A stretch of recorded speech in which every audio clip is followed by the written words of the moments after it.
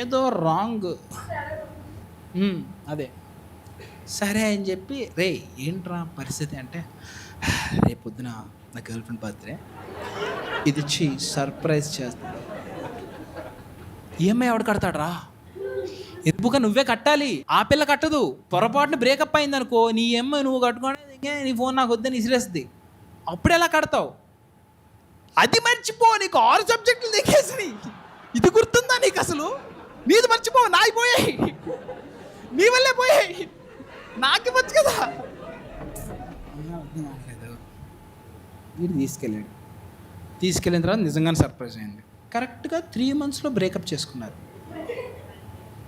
వీడు over action చేస్తే ఏం చేస్తాడు తెలుసా? నా ఫోన్ నాకు ఇచ్చేయి అన్నాడు. ఈఎంఐ నేను కట్టేసుకుంటాను, ఎక్స్ట్రా బ్యాంకు, దాంట్లో చాలా ఫొటోస్ ఉన్నాయి నావి. 6తో పాటు ఇంకో 6 ఉన్నాయి, 12.